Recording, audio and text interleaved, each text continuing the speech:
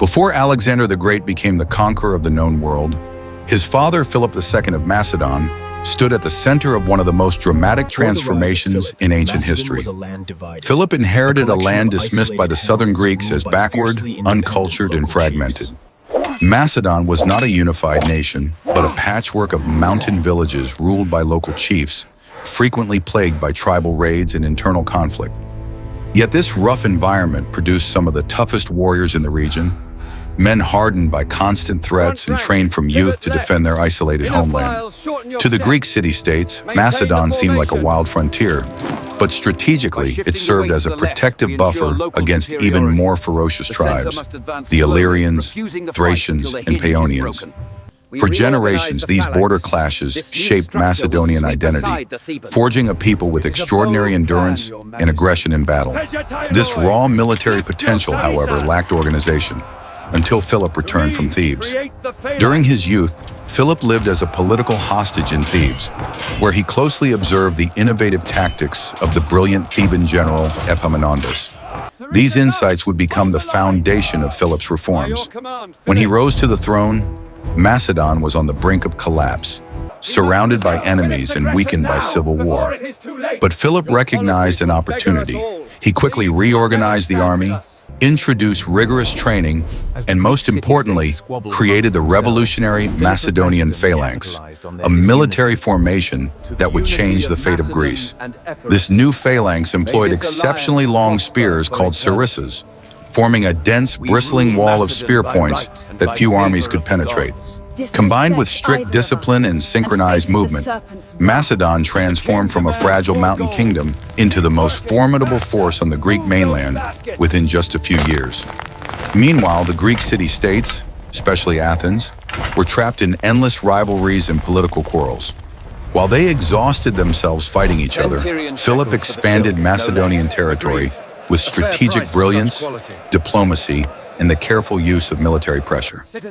Upon securing his throne, Philip strengthened his authority through political marriages, forming alliances with influential neighboring families.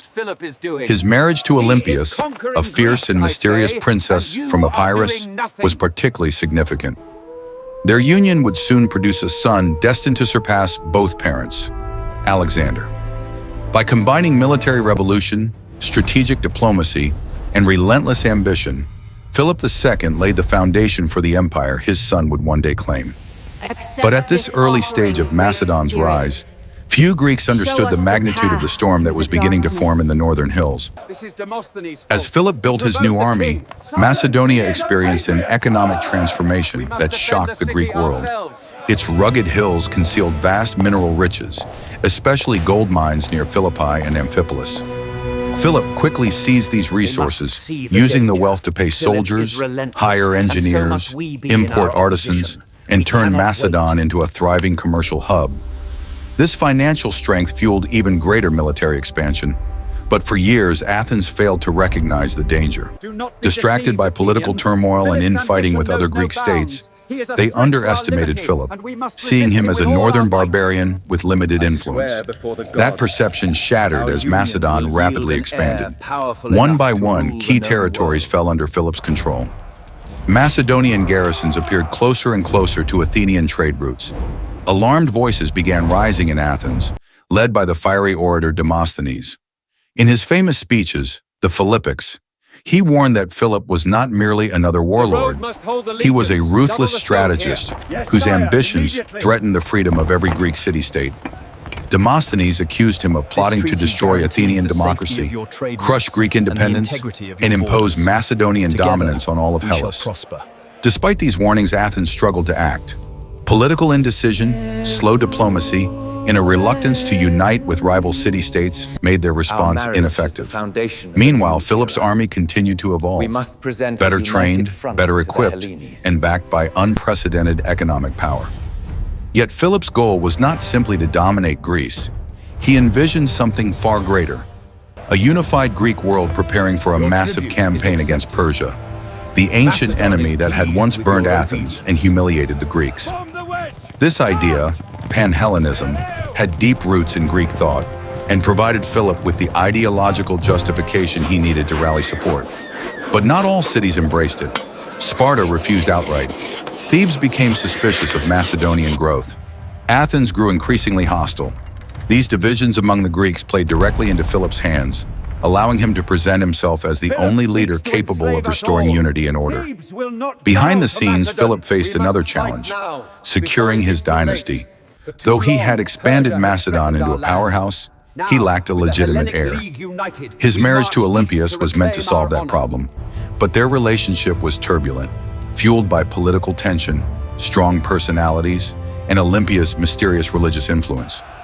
Rumors swirled around her rituals with sacred snakes and ecstatic ceremonies. Many in the Macedonian court feared her. What Philip did not yet know was that from this volatile union would come a child destined to become one of history's greatest conquerors, Alexander. As Macedon grew stronger, opposition among the Greek city-states intensified. Athens, influenced by Demosthenes' warnings about tyranny, rallied allies and demanded defenses against Macedonian expansion. Thebes, once an ally of Philip, began to fear the growing Macedonian army. Sparta, proud and defiant, rejected any form of Macedonian leadership. To many Greeks, Philip's push for unity looked less like cooperation and more like domination. But Philip remained undeterred. He continued strengthening the Macedonian military machine, perfecting the Phalanx, introducing combined arms tactics, and establishing a professional fighting force unmatched across Greece. At the same time, Philip navigated a maze of diplomacy, marriage alliances, and political influence. His goal was not just conquest, but to reshape the Greek world into a unified force ready to confront Persia. He believed only a single strong leader could accomplish what centuries of Greek division had prevented. Yet as Philip's power expanded, so did internal pressures. He still needed a legitimate heir, someone capable not only of inheriting his empire, but surpassing him. His marriage to Olympias, though politically advantageous, brought new complications. Olympias herself was a commanding figure, charismatic, feared, and deeply involved in mystical rites that unsettled many in the royal court. Despite the tension, Olympias gave birth to a child who would become legendary, Alexander. Even from infancy, stories circulated about signs and omens surrounding his birth. Some whispered that Olympias believed Alexander was destined for greatness by divine will. For Philip, the birth of a son was both triumph and responsibility. He now had to prepare a future king, one who could preserve everything he had built and carry Macedon beyond Greece into the heart of Persia. As Philip continued consolidating his authority in Greece, he could not foresee that his greatest legacy would not be his empire, but the extraordinary future awaiting his son. Is pregnant. Alexander would grow up witnessing Macedon's transformation under Philip's strategic brilliance, and one day he would seize those foundations and build an empire unlike anything the world had ever seen.